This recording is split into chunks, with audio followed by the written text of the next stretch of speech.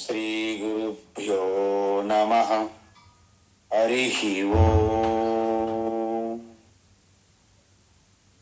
వసుదేవసుతం దేవం కంసచానూరమర్దనం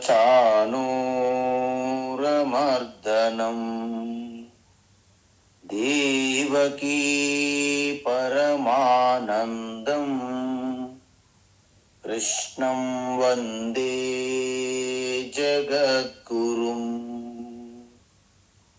తీర్త్వా మోహార్ణవం హత్వా రాగద్వేషాది రాక్షసాన్ సీతా శాంతి సమాయుక్త ఆత్మా రామో విరాజతే. ఆత్మా రామో విరాజతే. ఆత్మస్వరూప బంధుగణ, ఇప్పుడు భగవద్గీత అంటే 18 అధ్యాయములని చెప్పుకున్నాం. ఆ 18 అధ్యాయములను 3 షట్కములుగా విభజించారు అని కూడా చెప్పాం. 3వ షట్కములో మొదటి 3 అధ్యాయములు అంటే 13, 14, 15 అధ్యాయాలలో ఆత్మజ్ఞానాన్ని, బ్రహ్మ విద్యను బోధించారు భగవాన్. అయితే ఈ ఆత్మజ్ఞానం వల్లనే మోక్షం వస్తుందని కూడా చెప్పడం జరిగింది. కానీ ఈ మోక్షం, ఆత్మజ్ఞానం పొందడానికి మనకి ఒక యోగ్యత, పాత్రదారులు కాకపోతే ఆ జ్ఞానం వల్ల ఎటువంటి ప్రయోజనం ఉండదు. అంటే భగవద్గీత మోక్ష శాస్త్రం అయినప్పటికీ అది పొందడానికి కావలసిన అర్హత గురించి కూడా చెబుతున్నది.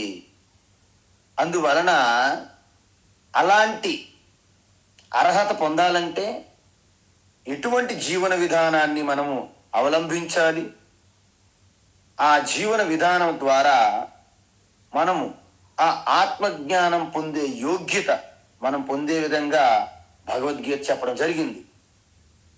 ఎందుకు అంటే భగవద్గీత అనేది వేదముల యొక్క సారం. వేదం అనేది భగవంతుని నుండే వచ్చింది.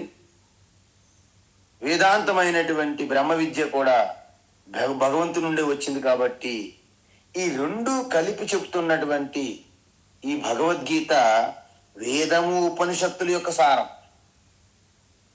అందువలన మీరు విషయం గమనించండి, మన యొక్క ఆధ్యాత్మిక అంటే బ్రహ్మ విద్య, ఆత్మ విద్య మరియు విశ్వవిద్యాలయాల్లో చదువుకునే లౌకిక విద్యకి చాలా వ్యత్యాసం ఉంది. ఎలా అంటే బ్రహ్మ విద్యని మీరు పొందాలంటే దానికి తగినటువంటి నడవడిక, జీవన విధానము, యోగ్యత అవసరం. యూనివర్సిటీ విద్యలో యూనివర్సిటీ ఫస్ట్ రావచ్చు, గోల్డ్ మెడలిస్ట్ కావచ్చు, కానీ ఆయన ప్రవర్తన చాలా దారుణంగా కూడా ఉండొచ్చు. అందువలన ఎటువంటి ధార్మిక, నైతిక విలువలు ఉండవు. మీకు అందరికీ తెలుసు, ఈ పిహెచ్డీలు చేసేవాళ్ళు, ఈ కమ్యూనిస్టులు, ఈ నాస్తికులు ఎంతమంది ఉంటారో మీకు తెలుసు. కాబట్టి అది ఇక్కడ కుదరదు. మీకు ఒక ధార్మికమైనటువంటి జీవన విధానం లేకపోతే ఆత్మజ్ఞానం కలగదు. కలిగిన ఒక రకమైనటువంటి నాస్తికుడు వలె, అంటే జ్ఞానం పొందినప్పటికీ ఒక రాక్షసులుగా ఉండొచ్చు అంటారు. అందువలన వేదములో 2 భాగాలు ఉన్నాయి. పూర్వ భాగం అంటే కర్మకాండలో మన జీవన విధానాన్ని బోధిస్తే, వేదాంతం అంటే బ్రహ్మ విద్య మీకు ఆత్మజ్ఞానాన్ని బోధిస్తుంది. ఇప్పుడు 16, 17 కూడా వేదము యొక్క మొదటి భాగం అయినటువంటి కర్మకాండలు చెప్పిన విధంగా ఆ ధర్మశాస్త్రాన్ని బోధిస్తుంది. 16వ అధ్యాయంలో మనం చూసాం, ఎటువంటి విలువలు దైవీ సంపత్తి మనకుంటే అలవోకగా మనకి ఆత్మజ్ఞానం కలుగుతుంది అని చెప్పడం జరిగింది. అయితే మనం ఏమంటున్నాము, అదే ఆ ఘట్టాన్ని అంటే ఈ యొక్క యోగ్యత పొందడానికి దైవీ సంపత్తి అంటే ఆశ్రీ సంపత్తిని వదిలించుకొని దైవీ సంపత్తికి రావాలి. దైవీ సంపత్తి ఉన్నవాళ్ళు మరింత వృద్ధి చేసుకోవాలి. ఇది మన యొక్క ప్రణాళిక ఇక్కడ.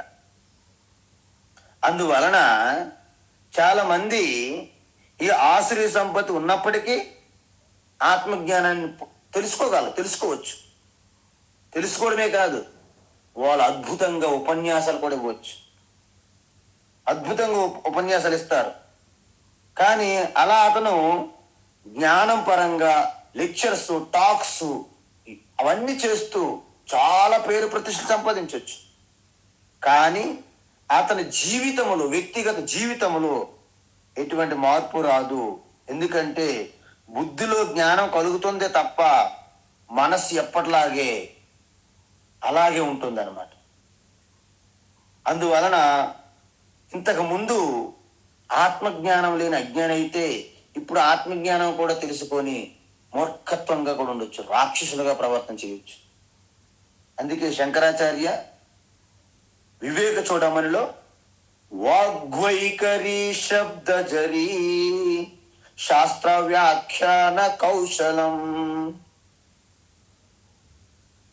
వైదుష్యాం విదుషాం తద్వత్ భుక్తయే నతు ముక్తయే అన్నారు.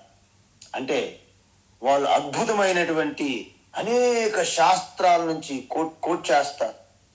శాస్త్రాన్ని సునాయాసంగా అవలీలగా ఉపన్యాసాలు ఇస్తారు. కానీ స్వతహాగా వాళ్ళు ఎప్పుడు దాన్ని అనుష్ఠానం చెయ్యరు, అన్వయించుకొని దాంట్లో జీవించరు. అది విషయం.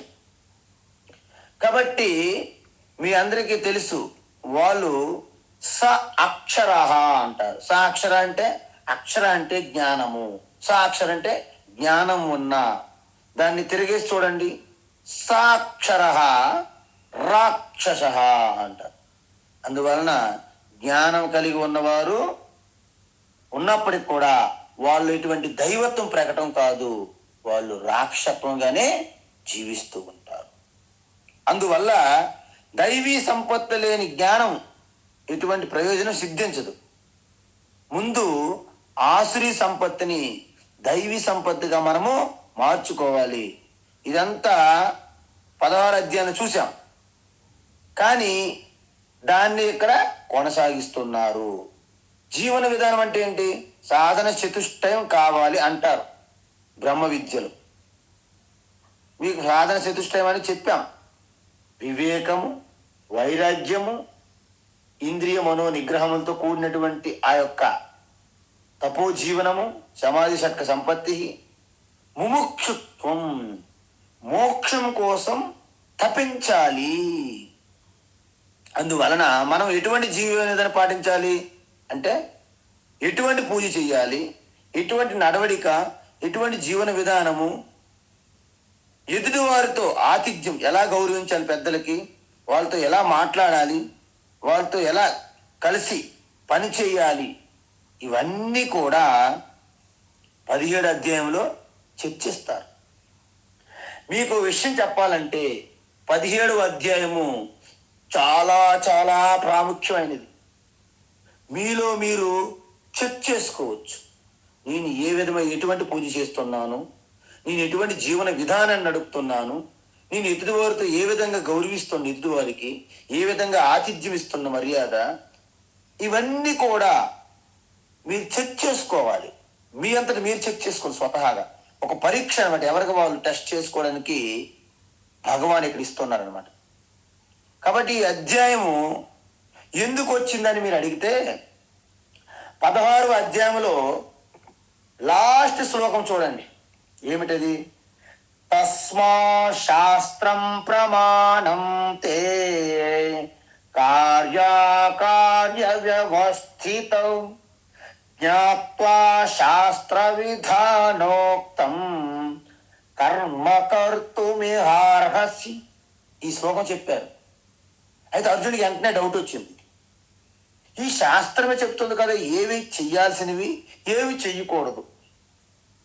సో శాస్త్రం తెలుసుకున్న వాళ్ళు మాత్రమే ఇవన్నీ చేయగలరు. మరి శాస్త్రం తెలుసుకోకుండా ఉన్నవారి సంగతి ఏంటి అని అర్జునుడికి ప్రశ్న వచ్చింది.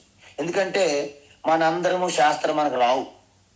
వేదములు ఈశ్వరు నుంచి వచ్చాయి, అవి సంస్కృతంలో ఉంటాయి. మన సంస్కృతం అంతవరకు బాగా రాదు. పోనీ వాటికి భాష్యాలు రాశారు, ఉపనిషత్తులకి భగవద్గీతకి వీటన్నిటికీ భాష్యాలు రాశారు, వ్యాఖ్యలు, అవి కూడా సంస్కృతంలోనే. శంకరాచార్య ఎన్ని భాష్యాలు రాశారు, ఏ భాషలో రాశారు? సంస్కృతంలో రాశారు. అమ్మయ్య, సరే శంకరాచార్య రాశారు సంస్కృతంలో, అది మేము అర్థం చేసుకుని ప్రయత్నిస్తామంటే దాని యొక్క టీకా టిప్పణీలు కూడా వాళ్ళు కూడా సంస్కృతంలో రాస్తారు. చివరికి ఎన్ని వ్యాఖ్యలు రాసినా అవన్నీ సంస్కృతంలో ఉన్నాయి. మనకు ఆ భాష ప్రావీణ్యత లేదు కాబట్టి మనం శాస్త్రాలు చదువుకోలేం పూర్తిగా. అయితే మన పరిస్థితి ఏమిటి? మన శ్రద్ధ ఉన్నది సుమా, మన ఈశ్వరుడి భక్తి ఉంది, మన అందరం పూజలు చేస్తున్నాం, కానీ అంత పూర్తిగా శాస్త్ర విధానంగా లేకపోవచ్చు. ఎందుకు? శాస్త్రాలు మనకు డైరెక్ట్ తెలియవు. కాబట్టి అర్జునుడు ఏమడుగుతున్నాడంటే అలాంటి వాళ్ళ యొక్క పరిస్థితి ఏమిటి? సో ఈ సందర్భంగా భగవాను పూర్తి క్లారిటీ ఇచ్చి పడేశారు. శాస్త్రం తెలుసుకోకుండా వాళ్ళు చేస్తున్నటువంటి శ్రద్ధ ఎలాంటిది అని అడిగే ప్రశ్నకి భగవాను ఒక పూర్తి స్థాయిలో జవాబు చెప్పడమే ఈ అధ్యాయం యొక్క రహస్యం. ఇది చాలా గొప్పది. ఇందులో మనిషి జీవన విధానం ఎలా ఉంది, ఏ విధంగా మార్చుకోవాలి, బాగా ఉంటే దాన్ని ఏ విధంగా వృద్ధి చేసుకోవాలి, ఇవన్నీ కూడా ఇందులో డిస్కస్ చేయడం జరిగింది, ప్రతి ఒక్కటి కూడా. ఈ సందర్భంగానే ఈ అధ్యాయం ప్రారంభిద్దాం. ఓం శ్రీ పరమాత్మనే నమః. ఓం శ్రీ పరమాత్మనే నమః. అథ సప్తదశోऽధ్యాయః. అథ సప్తదశోऽధ్యాయః. అర్జున ఉవాచ ఏ శాస్త్ర విధిముత్సృజ్య. అర్జున ఉవాచ ఏ శాస్త్ర విధిముత్సృజ్య. ఏ శాస్త్ర విధిముత్సృజ్య. యజంతే శ్రద్ధయాన్వితాః. యజంతే శ్రద్ధయాన్వితాః. యజంతే శ్రద్ధయాన్వితాః. తేషాం నిష్ఠాతు కా కృష్ణ.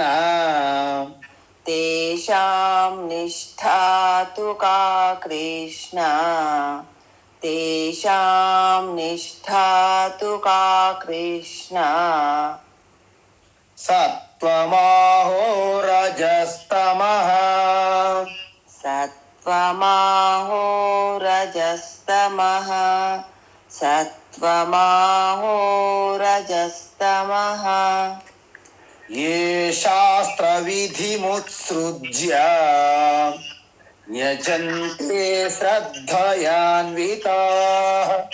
ఏ శాస్త్ర విధిముత్సృజ్య యజంతే శ్రద్ధయాన్వితాః. ఏ శాస్త్ర విధిముత్సృజ్య యజంతే శ్రద్ధయాన్వితాః. తేషాం నిష్ఠాతు కా కృష్ణ. సత్వమాహో రజస్తమః.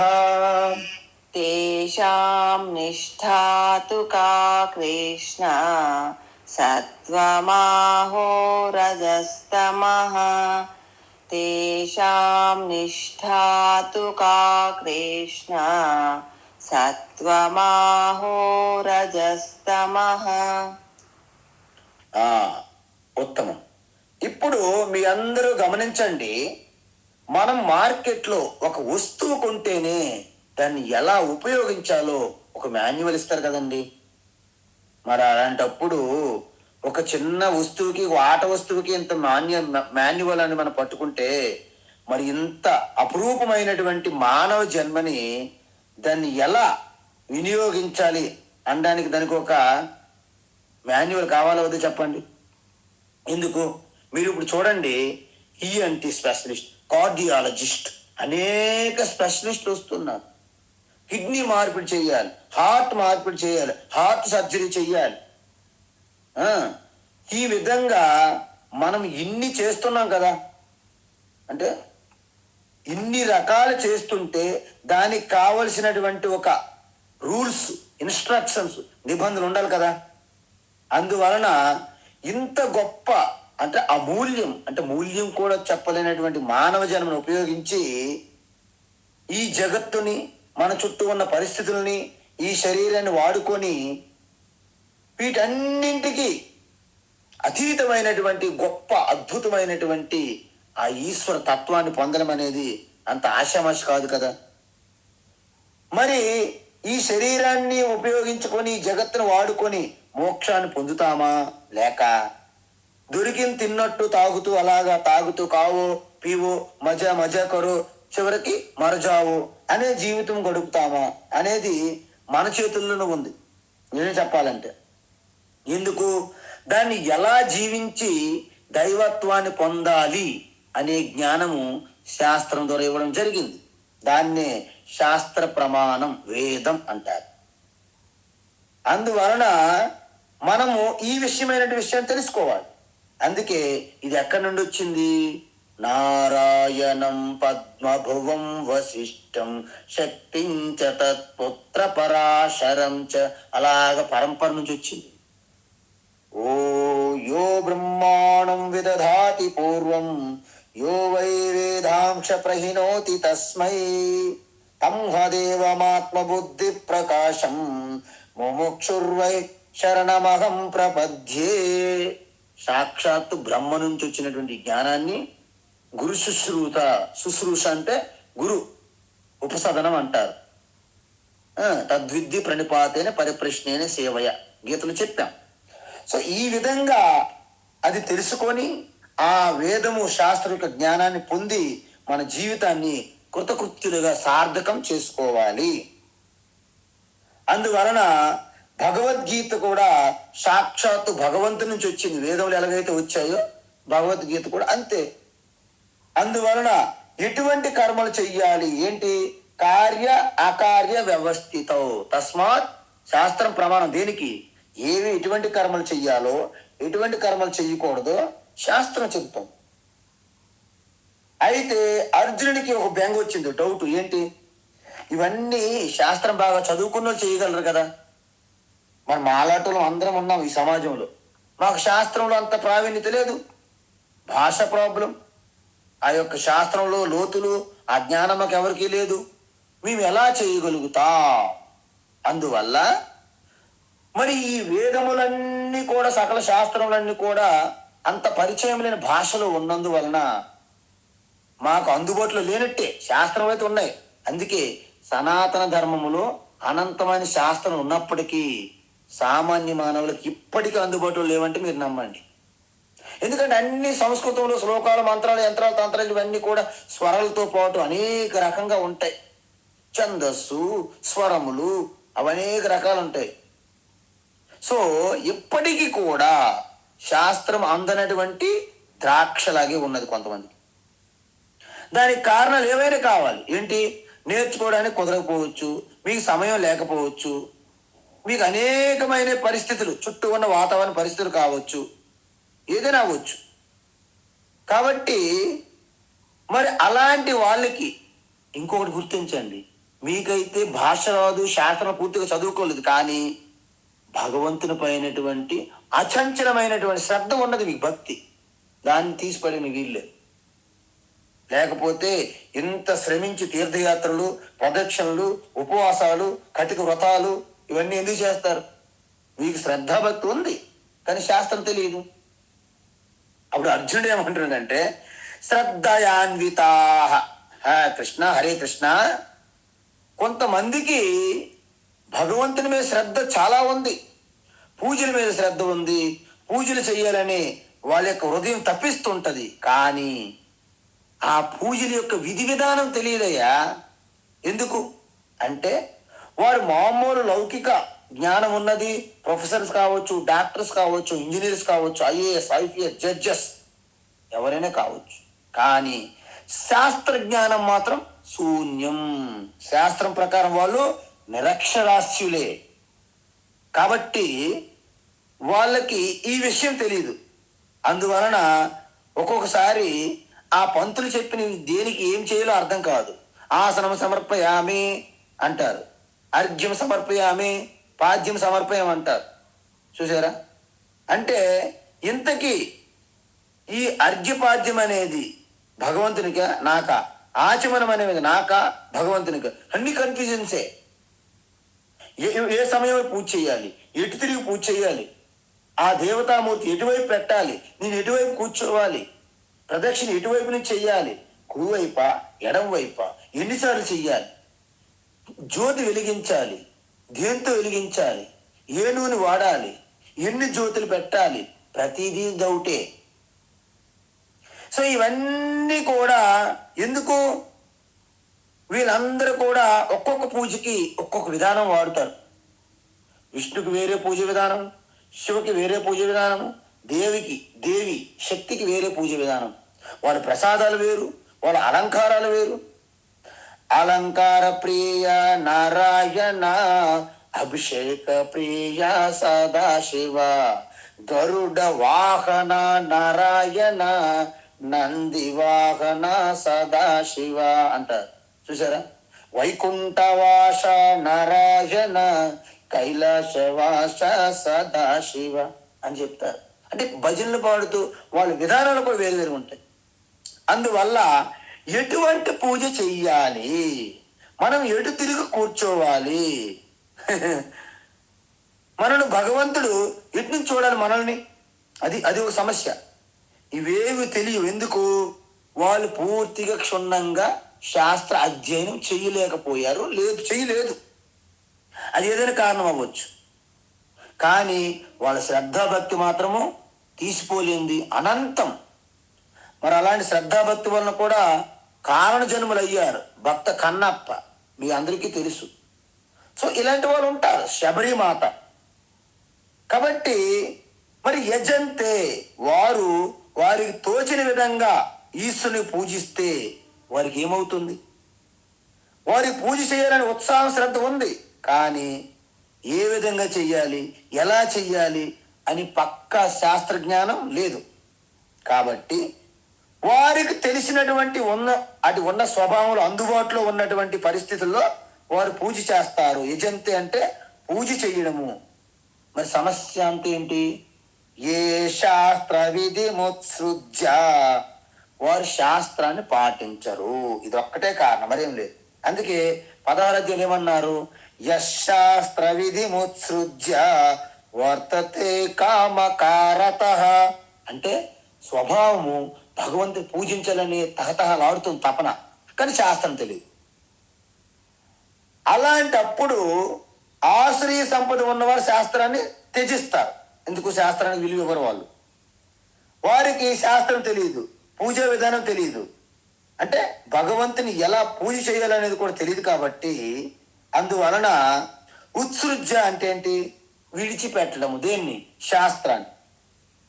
అంటే శాస్త్రం మీద గౌరవం లేదు. కాబట్టి వాళ్ళ అజ్ఞానానికి మించిన భక్తి ఉంది. ఎందుకు? అజ్ఞానం అయితే బాగా ఉంది, శాస్త్రం ఏం తెలియదు, కానీ భక్తి కూడా ఉంది దాంతో. ఇక్కడ రెండు ఉన్నాయి మనకి. ఏంటి? శ్రద్ధ ఉన్నది, శాస్త్రం తెలియదు. శ్రద్ధ అయితే బాగా భక్తి శ్రద్ధ ఉన్నాయి, కానీ శాస్త్రము ఏమీ తెలియదు. అలాంటి వారి యొక్క భక్తి పూజలు ఏమవుతుంది? తేషాం నిష్ట కా కృష్ణ. చూసారా? నిష్ట అంటే ఆ యొక్క శ్రద్ధ భక్తి. అంటే అటువంటి వారి నిష్ట ఎటువంటిది అంటే వారి యొక్క పొజిషన్ ఏమిటి, వాళ్ళ స్థాయి, వారు ఎక్కడున్నారు, వారిని ఏ విధంగా నువ్వు గుర్తిస్తావు? వాళ్ళని ఏ విధంగా గుర్తిస్తావు కృష్ణ? ఎందుకంటే వారికి ఒక ప్లస్ పాయింట్ ఏంటంటే అచంచలమైన భక్తి ఉంది వాళ్ళు. మైనస్ పాయింట్ ఏంటంటే వాళ్ళకి శాస్త్ర జ్ఞానం లేదు, అజ్ఞానం. మరి ఇలాంటి ఉన్నవారే సమాజంలో 95% ఉన్నారు. అర్జునుడి ప్రశ్న చాలా గొప్ప ప్రశ్న, మన అందరికి అవసరం ఇది. ఎందుకంటే మన అందరిలోనూ భక్తికి లోటు లేదు, కానీ శాస్త్రజ్ఞానం సరిగా తెలియదు. అందువలన నిష్ఠ అంటే ఇక్కడ శ్రద్ధాభక్తి అని చెప్పాను కదా. కాబట్టి ఇక్కడ ఏమంటున్నారంటే వారి యొక్క ఆ శ్రద్ధ ఏ స్థాయికి చెందింది? సత్వగుణానికి చెందినదా, రజోగుణానికి చెందినదా, తమోగుణానికి చెందినదా? ఎవరు చెప్పాలి? భగవాన్ శ్రీకృష్ణ చెప్పాలి, అర్జునుడు చెప్పడం కాదు ఇక్కడ. అందుకే అర్జునుడు అంటున్నాడు, కృష్ణ, వారు శాస్త్ర జ్ఞానం లేకపోయినా వాళ్ళ హృదయములో ద్రవించి ఆ యొక్క తపించి శ్రద్ధతో పూజ చేస్తారు. మరి అలాంటి వారి పరిస్థితి ఏమిటి? వాళ్ళు సత్వగుణాన్ని చెందిందా, రజోగుణాన్ని చెందిందా, తమోగుణాన్ని చెందిందా? వివరంగా చెప్పు భగవాన్ కృష్ణ అని అర్జునుడు మన అందరి తరపున అడిగినట్టే లెక్క. ఎందుకంటే మనకు అదే సమస్య. ఇప్పుడు భగవాను ఈ ప్రశ్నకి ఆన్సరు ఈ అధ్యాయం అంతా 27 శ్లోకాలుగా చెప్పారు ఆయన. ఆయన ఎంత అడిగితే అంత చెప్తారనమాట. ఎందుకే అంటే ఇంకా ఆయనకి ఎప్పుడు డౌట్లు రాకూడదు అర్జునుడికి. అర్జునుడికి ఒక్కడికే కాదు, ఇక్కడ సమాజాన్ని అందరికీ ఇస్తున్నారు. కాబట్టి ఎందుకు ఇస్తున్నారంటే ఇక్కడ ఒక విషయం ఉంటుంది. మనకి శృంగేరి కానీ కంచి కానీ వాళ్ళకి ఉత్తరాధికారులు చేసేటప్పుడు వాళ్ళకి శాస్త్రం బోధించాలి. ఎవరు బోధించాలి? అక్కడ ఉన్నటువంటి పీఠాధిపతి బోధించాలి. పీఠాధిపతికి అంత సమయం ఉంటుందా? ఉండదు. మరి ఎవరితో బోధించి చేస్తారు? పండితులతో ఉపదేశం చేయిస్తారు. మరి పండితులు ఉపదేశం చేయాలంటే మరి ఒక సన్యాసి పండితుల దగ్గర ఉపదేశాన్ని తీసుకుంటాడా? పెద్ద పెద్ద శంకరాచార్య పీఠాలు కదా. అప్పుడు ఏం చేస్తారంటే పండితుడు కొంతమంది బ్రహ్మచారులకే ముఖ్యంగా ముందు పెట్టుకుని బోధిస్తుంటాడు. వాళ్ళు వెనక పక్క కొంచెం దూరంలో ఈ సన్యాసి ఉంటూ వింటూ ఉంటాడు అనమాట. ముఖ్య ఉద్దేశం ఎవరిది? సన్యాసి బోధించాలి. కానీ డైరెక్ట్ ఎవరు బోధిస్తున్నారు? బ్రహ్మచారులే బోధిస్తున్నారు. భగవాన్ శ్రీకృష్ణ ముఖ్య ఉద్దేశం ఏంటి? సమాజం అంతటికీ జ్ఞానం ఇవ్వాలి. మరి ఎవరు నిమిత్తంగా చేసుకున్నారు? అర్జునుని చేసుకున్నారు ఇక్కడ. అది గమనించాలి మనం. కాబట్టి భగవాన్ ఇప్పుడు అర్జును యొక్క ఆ ప్రశ్నకి క్లియర్గా మనం ఏదో తూతుగా మనం అడిగిన ప్రశ్నలన్నీ మన గురువులందరూ, అంటే మన గురువులంతా అందరూ కాదు, కొంతమంది ప్రవచనకారు గురువులు, మంచి పేరొందినటువంటి ప్రపంచవ్యాప్తం గురువులు ఉన్నారు చాలా మంది. వాళ్ళు మీరు అడిగిన ప్రశ్న తప్ప అంతా చెప్తారు. చివరికి మీకు అలాగే వదులుతారు. ఎందుకు? మీకు పూర్తి చెప్పిస్తే ఇంకా ఆయన దగ్గర రాడని అలాగా చెప్తున్నట్టు చెప్పనట్టు, చూపిస్తున్నట్టు చూపించినట్టు ఒక రకమైనటువంటి విధానం అవలంబిస్తారు చాలా మంది గొప్ప గురువులు, పెద్ద గురువులు, ప్రపంచంలో పేరొందిన గురువులు అనమాట వాళ్ళు. శ్రీ భగవానువాచ త్రివిధా భవతి శ్రద్ధా. శ్రీ భగవానువాచ త్రివిధా భవతి శ్రద్ధా. త్రివిధా భవతి శ్రద్ధా. దేహినాం సా స్వభావజ. దేహినాం సా స్వభావజ. దేహినాం సా స్వభావజ. సాత్వికీ రాజసీ చైవ. సాత్వికీ రాజసీ చైవ. సాత్వికీ రాజసీ చైవ. తామసీ చేతి తాం శృణు. తామసీ చేతి తాం శృణు. తామసీ చేతి తాం శృణు. త్రివిధా భవతి శ్రద్ధా. దేహినాం సా స్వభావజ. త్రివిధా భవతి శ్రద్ధా. దేహినాం సా స్వభావజ. త్రివిధా భవతి శ్రద్ధా. దేహినాం సా స్వభావజ. సాత్వికీ రాజసీ చైవ తామసీ చేతి తాం శృణు. సాత్వికీ రాజసీ చైవ తామసీ చేతి తాం శృణు. సాత్వికీ రాజసీ చైవ తామసీ చేతి తాం శృణు. అద్భుతం. ఇక్కడ అర్జునుడి ప్రశ్న కొంచెం జటిలమైన ప్రశ్న ఇది. అంటే 1 మార్క్ 2 మార్క్స్ 2 మార్కులు 1 మార్కు ప్రశ్న కాదు అది.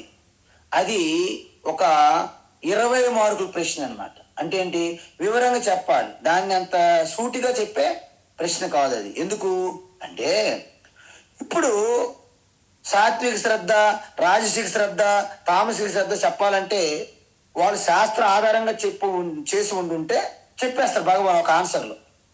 కానీ ఇక్కడ శ్రద్ధ ఏంటి, వాళ్ళకి శాస్త్రం తెలియదు అని చెప్పాం మనం. అంటే ఎవరికైతే శాస్త్ర జ్ఞానం లేదో అలాంటి వారి భక్తి శ్రద్ధను బట్టి మనం చెప్పమంటున్నాం అర్జున. ఇప్పుడు శాస్త్ర ప్రకారం మీరు చేశారనుకోండి, శాస్త్రం ముందు మిమ్మల్ని సంస్కారవంతులుగా మారుస్తుంది. అంటే మెల్లగా సత్వగుణ ప్రధానులుగా మార్చేస్తుంది. సత్వగుణ ప్రధానుడు కాలేదనుకో, సపోజు శాస్త్రాన్ని బాగా అధ్యయనం చేస్తే అతను సత్వగుణ ప్రధానాన్ని చేరుకుంటాడు. కానీ శాస్త్రాన్ని ఆధారం చేసే కర్మ, ఏ కర్మ అయినా ఏ పూజ అయినా అది సాత్విక కర్మ అవుతుంది, సాత్విక తపస్సు, సాత్విక పూజ అవుతుందని చెప్పాం మనం, తెలుసుకున్నాం కూడా మనం. కానీ ఇప్పుడు అర్జున సమస్య ఏంటి, శాస్త్రాన్ని ఆధారంగా చేస్తున్నది కాదు, వాళ్ళు హృదయస్థంలో కలిగిన తప్పించి చేస్తున్నటువంటి శ్రద్ధా భక్తితో చేస్తున్నారు, దాని గురించి చెప్పు అని అర్జునుడు అడుగుతున్నారు. మరి దాన్ని చెప్పాలంటే ఇక్కడ 2 విషయాలు మనం గమనించుకోవాలి. ఏంటి, మనం ఎటువంటి పూజ చేస్తుంటే శాస్త్ర విధానంగా లేకపోతే వారి పూజని ఏది నిర్ణయిస్తుంది అంటే, వారు ఎటువంటి పూజ చెయ్యాలి, ఏ కోరికతో చెయ్యాలి, ఏ దేవీ దేవత చేస్తున్నారు, వీటన్నింటినీ నిర్ణయించేది ఏమిటి, శాస్త్రం అయితే కాదు. ఎందుకు, శాస్త్రజ్ఞానం లేదని చెప్పాం. అయితే ఇన్ని రకాలు, ఏ దేవత చెయ్యాలి, ఎటువంటి పూజ చెయ్యాలి, ఏ విధంగా చెయ్యాలి, ఏ కోరికతో చెయ్యాలి, ఇవన్నీ ఎవరు నిర్ణయిస్తారు, ఇది పెద్ద ప్రశ్న. దానికి భగవాన్ ఏమంటున్నాడంటే, ఎటువంటి పూజ చెయ్యాలో శాస్త్రం నిర్దేశించిన పక్షంలో వారి స్వభావం ప్రకారంగా జరుగుతుంది అంటున్నారు భగవాన్. ఎందుకు, ఇక్కడ 2 చూడండి. మనం ఏదైనా పూజ కానీ, ఏదైనా దేవీ దేవతను మనం ఎంచుకోవడం కానీ, ఏదైనా కోరిక పెట్టుకోవడం కానీ, మనం 2 విషయాలు ప్రభావం చేస్తాయి. ప్రభావితం ఏంటి, బాహ్యం నుండి ఉన్నటువంటి పరిసరాలు, బాహ్యం నుండి వస్తున్నటువంటి శాస్త్రము, లేక మన ఇష్టాయిష్టాలకు అనుగుణంగా ఉన్నటువంటి మన స్వభావం. ఈ 2 నిర్ణయిస్తే మనం ఏ కర్మ చేయాలి, ఏ పూజ చేయాలి, ఎటువంటి దేవతను ఇష్టపడుతున్నాము, భక్తితో శ్రద్ధతో కొలుస్తున్నాం. ఇవన్నీ బాహ్యంగా శాస్త్రం ఉన్నది, ఆంతరంగా మీ స్వభావం ఉన్నది. స్వభావం అంటే ఏమో కాదు, మన జీవితాల్లో జన్మ జన్మాంతరాలు ఉన్నటువంటి మన వాసనలు, మన ఈ జీవితంలో మన నడవడిక, మన ఇష్టాలు, మన జీవన విధానం, ఇవన్నీ నిర్ణయిస్తాయి స్వభావం. కాబట్టి శాస్త్రం ఎలాగా వీళ్ళకి సంబంధం లేదు. కాబట్టి నేను ఒకటే మిగిలింది, ఏంటి, స్వభావం. అందువల్ల భగవాన్ అంటున్నారు ఇక్కడ దేహినాం శ్రద్ధ భవతి అంటున్నారు. అంటే శాస్త్రం తెలియదు కాబట్టి శ్రద్ధ ఉన్నటువంటి భక్తులు, ఆ అజ్ఞాని యొక్క, ఆ భక్తుల యొక్క శ్రద్ధ అతని పూజని, అతని కోరికల్ని, అతని దేవీ దేవతలని నిర్ణయిస్తుందని చెప్పారు. అందువలన ఏ విధంగా వస్తుంది, స్వభావజ, వారి యొక్క స్వభావం మీద ఆధారపడి ఉంటుంది. జ అంటే పుడుతుంది. అందువలన వారి ఇష్టాలు, వారి యొక్క మానసికమైనటువంటి ప్రవృత్తి తీరు, వారి యొక్క పూర్వజన్మ నుండి వస్తున్నటువంటి వాసనలు నిర్ణయిస్తాయి. ఓకే, మంచిది. అయితే దీని ప్రకారం మీరు ఆధార చేసుకుంటే అందరి స్వభావం ఒకలా ఉంటుందా, ఉండదు. ఏ ఒక్క స్వభావం కూడా అందరిది ఒకలా ఉండదు. ఎందుకు, ఈ శ్రద్ధ ఉన్న భక్తులు కూడా 3 రకాలుగా ఉంటారు. మూడు రకాలు ఉంటారు లేదా శ్రద్ధ. ఎందుకంటే శాస్త్రం తెలియదు కాబట్టి వారిలో ఉన్న శ్రద్ధ మూడు రకాలుగా ఉంటుంది. అందువలనే దీన్ని శ్రద్ధాత్రయ విభాగ యోగం అన్నారు ఈ అధ్యాయాన్ని. ఈ మూడు రకాల శ్రద్ధలు ఉన్నాయి ఇందులో. అందుకే శ్రద్ధ త్రివిధా భవతి భారత, హే భారత అర్జున, ఇది మూడు రకాల శ్రద్ధగా ఉంటుంది. అప్పుడు ఏమిటవి? సత్వగుణంతో కూడిన శ్రద్ధ, రజోగుణంతో కూడిన శ్రద్ధ, తమో గుణంతో కూడిన శ్రద్ధ. కాబట్టి ఇక్కడ భగవాన్ ఏమంటున్నారంటే ఈ మూడింటిని, అంటే ఏంటి, ఈ మూడింటి వివరిస్తారు పూర్తిగా అధ్యాయంలో, మీకేం టెన్షన్ అక్కర్లేదు. అయితే ఇప్పుడు ఈ సత్వగుణ వ్యక్తికి సాత్విక శ్రద్ధ ఉంటుందని, రజోగుణం బాగా ఉన్నవారికి రాజసిక శ్రద్ధ ఉంటుందని, తమోగుణం అధికంగా ఉన్నవారికి తామసిక శ్రద్ధ ఉంటుందని మనకు తెలిస్తే చాలు. ఎందుకు? తాం శృణు. ఇప్పుడు శ్రద్ధ గురించి నువ్వు అడిగావు, నేను దాన్ని ఒక ఆర్డర్గా వివరంగా ఎటువంటి డౌట్ లేకుండా చెప్తాను, నువ్వు శ్రద్ధగా సావధానంగా విను అంటున్నావు. ఎందుకంటే చెప్పు, చూస్తాను, చెప్పు. నువ్వు శాస్త్రం గొప్పదన్నావు కదా, శాస్త్రం తెలియని వాళ్ళు పూజలు చేస్తారు, వాళ్ళకి ఎటువంటి శ్రద్ధ ఉందో చెప్పు, చూస్తాను నేను. నువ్వు ఎలా చెప్తావు? ఇలా అడగకూడదు ప్రశ్న. అందుకే సావధానంగా శ్రద్ధతో విను. సావధానంగా శ్రద్ధతో వారి యొక్క శ్రద్ధ ఎన్ని రకాలు, ఎటువంటి శ్రద్ధ, ఆ శ్రద్ధ ఏ విధంగా తెలియజేస్తుంది వారి యొక్క స్వభావాన్ని, శ్రద్ధతో ఉన్నటువంటి దేవతలు ఏంటి, శ్రద్ధతో ఉన్నటువంటి పూజలు ఏంటి. కాబట్టి శ్రద్ధను గురించి నువ్వు శ్రద్ధగా విను. అంత శ్రద్ధో శ్రద్ధ ఇక్కడ. కాబట్టి భగవాన్ ఏమంటున్నారంటే సత్వానురూపా సర్వస్య, సత్వానురూపా సర్వస్య, సత్వానురూపా సర్వస్య శ్రద్ధా భవతి భారత, శ్రద్ధా భవతి భారత, శ్రద్ధా భవతి భారత, శ్రద్ధామయోయం పురుషః, శ్రద్ధామయోయం పురుషః, శ్రద్ధామయోయం పురుషః, యో యశ్రద్ధః స ఏవ సః, యో యశ్రద్ధః స ఏవ సః, యో యశ్రద్ధః స ఏవ సః, సత్వానురూపా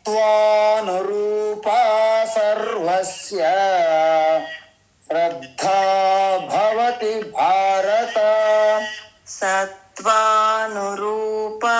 సర్వస్య శ్రద్ధా భవతి భారత, సత్వానురూపా సర్వస్య శ్రద్ధా భవతి భారత, శ్రద్ధామయోయం పురుషః యో యశ్రద్ధః స ఏవ సః, శ్రద్ధామయోయం పురుషః యో యశ్రద్ధః స ఏవ సః, శ్రద్ధామయోయం పురుషః యో యశ్రద్ధః స ఏవ సః. మంచిది. భగవాన్ ఏమంటున్నాడంటే అర్జున, ఒక వ్యక్తి ఒక శ్రద్ధ వారికి ఉన్నటువంటి మనస్సు, ఆ మనస్సు ఉన్నటువంటి పరిస్థితి అంటే స్వభావం పైన ఆధారపడి ఉంటుంది. మన శ్రద్ధ మన స్వభావం పైన ఆధారపడి ఉంటుంది, మన మనస్థితి అండ్ పరిస్థితి. కాబట్టి సత్వం అంటే ఇక్కడ సత్వం అంటే సత్వగుణం కాదండోయ్, అది మనం ఎందుకే చాలా అలర్ట్గా ఉండాలి మనం. ఇక్కడ సత్వం అంటే అంతఃకరణం అంటే మనస్సు అని అర్థం.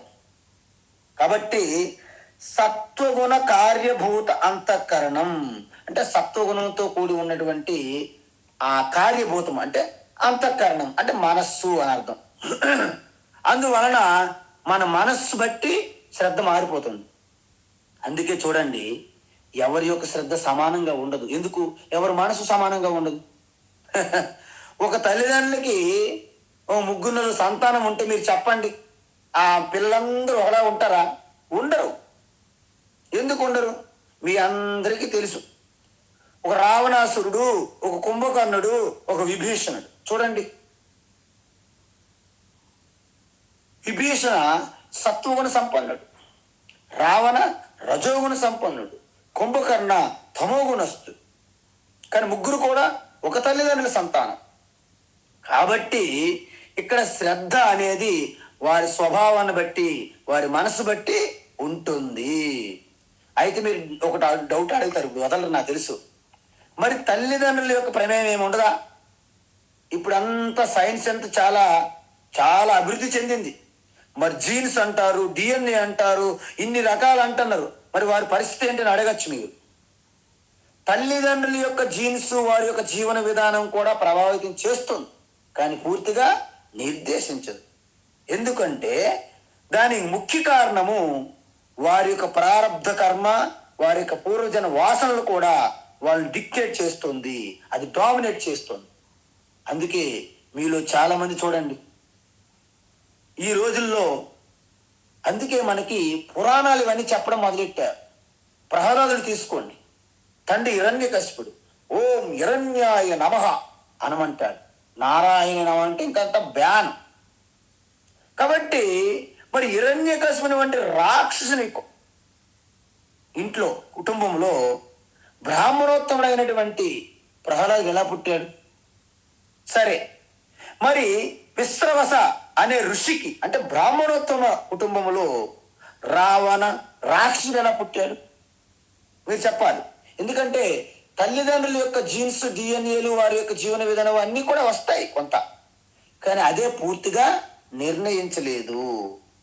కాబట్టే మనకి పురుష ప్రయత్నం చేయాలి అంటారు, ప్రయత్నం. అందువలన తల్లిదండ్రుల భావం కొంత ఉంటుంది, లేదని అండని వీల్లేదు, తప్పది. తల్లిదండ్రులు వస్తుంది ఖచ్చితంగా, కానీ దాన్ని ఎలా ఉపయోగపడాలి? మొక్కగా ఉన్నప్పుడే తల్లిదండ్రుల యొక్క ఆ సంస్కారం. అందుకే చాలా మంది తల్లిదండ్రులు పిల్లలకి మంచి సంస్కారం ఇస్తారు, వాళ్ళు ఆచరించి పిల్లలకు సంస్కారం ఇవ్వాలి. లేకపోతే తల్లి ఉదయాన్నే వెళ్ళిపోయి రాత్రి లేట్ నైట్కి వస్తుంది, ఎందుకంటే అన్ని కచేరీలు చేస్తుంటుంది కదా, మీటింగులు. తండ్రి ఏమో ఎక్కడికో వెళ్ళిపోతారు, జాబ్కు, వ్యాపారం. పిల్లలు ఎలా నేర్చుకుంటారు అంటే తల్లిదండ్రులు మంచి సంస్కారవంతులై ఉంటూ సంస్కారం చిన్నప్పటి నుండి అలవాటు చేయాలి పిల్లలకి.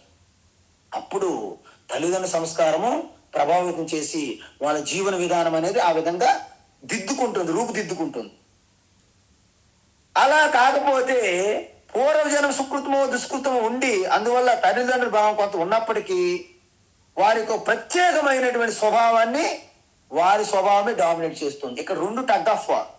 నువ్వు పూర్వజన్మను తెచ్చుకున్నటువంటి వాసనల ప్రకారంగా శ్రద్ధ స్టార్ట్ అవుతుంది ప్రతి ఒక్కరికి, కానీ చిన్నప్పటి నుండి ఆ సంస్కారం అనేది ఒక మంచి ఛానలైజింగ్ చేస్తే, తల్లిదండ్రుల ద్వారా సంస్కారవంతంగా చేస్తే వాళ్ళు ఒక ప్రహ్లాదుడు అయిపోతాడు, ఒక శ్రీరామచంద్రుడు అయిపోతాడు, ఒక హనుమంతుడు, ఒక నారదుడు అయిపోతాడు ఏమిటంతే. లేకపోతే దుర్యోధన, హిరణ్యకశిపు, శిశుపాల, దంతవక్త్ర, కంస, జరాసంధ ఇలాంటి వాళ్ళు అయిపోతారు. లేకపోతే ఒక మందర, ఒక శూర్పణఖ ఇలాంటి వాళ్ళు కూడా అవ్వచ్చు. ఈ విధంగా హే భారత, చూసారా భగవాన్ శ్రీకృష్ణ ఏ సమయంలో ఎలా పిలవాలో చూడండి. భారత అంటే మీకు స్టార్టింగ్లో చెప్పాను, భా అంటే బ్రహ్మ విద్య, ఆత్మ విద్య ప్రకాశము.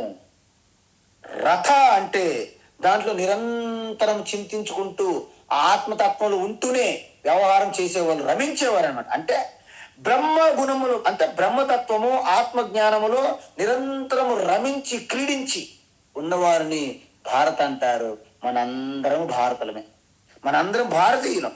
అంటే భారతదేశాన్ని, అందుకే ప్రపంచములో ఏ దేశానికి అందనటువంటి అరుదైన గౌరవం మనకు రావడానికి కారణం మనం కడుతున్నటువంటి దేవాలయాల వల్లనో, మనం కడుతున్న విగ్రహాల వల్లనో, మనం చేస్తున్నట్టు ఏవో గొప్ప గొప్పవి కాదు. మన భారతదేశం ప్రపంచానికి ఒక మార్గదర్శి అయినటువంటి బ్రహ్మ విద్య పుట్టినటువంటి ప్రదేశం ఇది. అందుకే దీన్ని పుణ్యభూమి, కర్మభూమి, ఆధ్యాత్మిక భూమి, దేవభూమి అంటారు.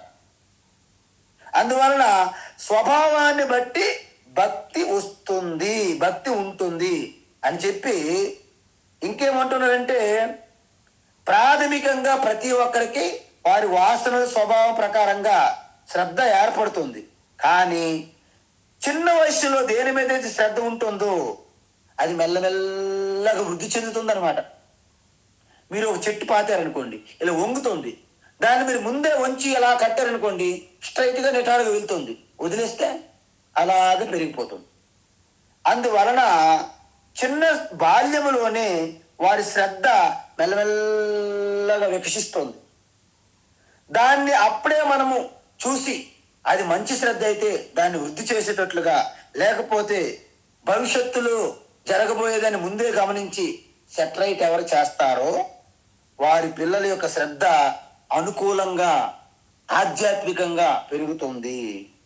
అయం పురుష శ్రద్ధామయ. చూడండి, మనం ఏది ఆలోచిస్తే, what you think so you are. చూసారా, what you sow you reap.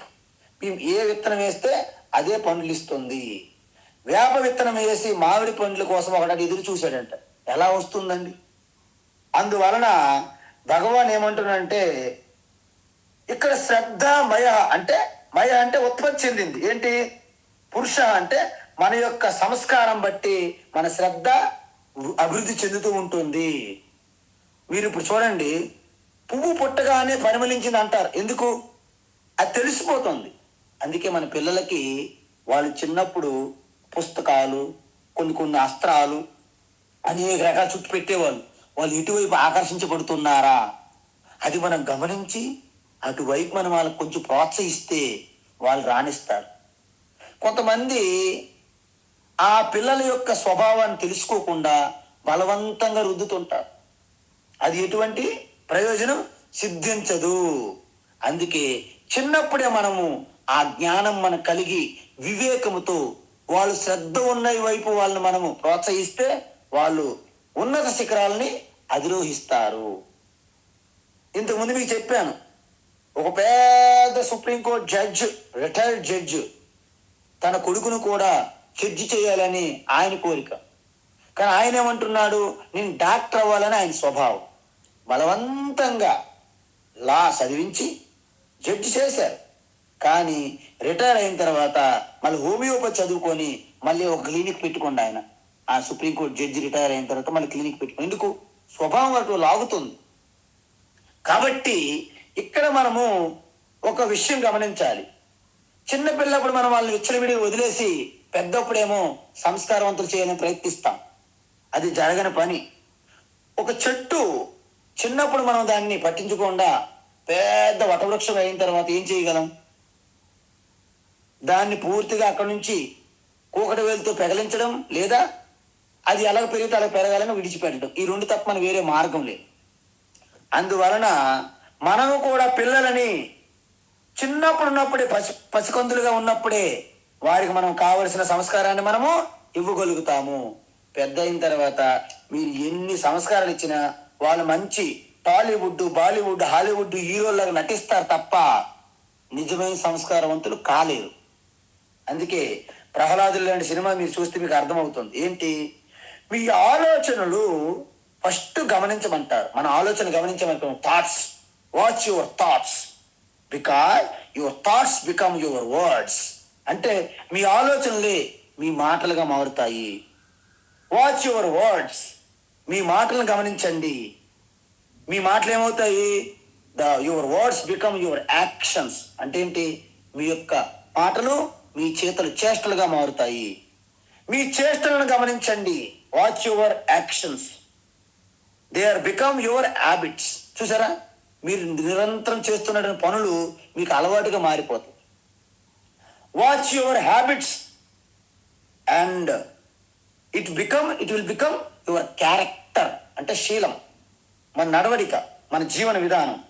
Watch your character and that is your personality, your individuality, your life guiding principle అంట. చూసారా? సో అందువలన మనం ఎప్పుడైతే మన ఆలోచన మనం గమనిస్తామో అవి మన మాటలుగా మారుతాయి. మన మాటలు మనం గమనిస్తూ ఉంటే అవే కర్మలు చేష్టలుగా మారుతాయి. కర్మలు చేష్టలే మళ్ళీ మనకి వాసనలుగా, మన అలవాట్లుగా మారుతాయి. అలవాట్లే మన శీలంగా, మన వ్యక్తిత్వంగా తీర్చిదిద్దుతుంది. అలాగ మీరు తయారైనప్పుడే అప్పుడు నుండి ఏ రకమైనటువంటి శ్రద్ధ మీలో ఉంటుందంటే శ్రద్ధ సయేవ సహా అంటే, అందుకే మనకి చిన్నప్పుడు రామాయణము, మహాభారతం, పురాణ గాథలు చెప్పి వారి యొక్క గొప్పతనం, ఇన్స్పిరేషన్, స్ఫూర్తి కలిగించేవాళ్ళు అనమాట. చిన్నప్పుడు నిజం చెప్పాలంటే నేను చిన్నప్పుడు ఆ హనుమంతుడు, అర్జునుడు ఇలాంటివి చాలా ఇష్టంగా వినేవాళ్ళం. మహాభారతం కథలు, రామాయణం అది అవ్వాలని ఉండేది. అలాంటి శ్రద్ధ మీలో ఉంటుంది పిల్లలకి. అందువలన ఎప్పుడైతే తదన రూప అంటే అతని చిన్ననాటి శ్రద్ధే, వాళ్ళ యొక్క చిన్నప్పుడు ఉన్న శ్రద్ధే వాళ్ళ వ్యక్తిత్వాన్ని తీర్చిదిద్దుతుంది. ఎందుకు? మనం ఏదని అనుకుంటే యద్భావం తద్భవతి, యద్భావం తద్భవతి. మీరు ఎటువంటి భావన తదేకంగా చేస్తారో అదే మీరు అవుతారని చెప్పింది శాస్త్రం. అది నిజం కూడా. అందువలన ఒక వ్యక్తి ఏది అనుకుంటే అదే అవడానికి అవకాశం ఉంది.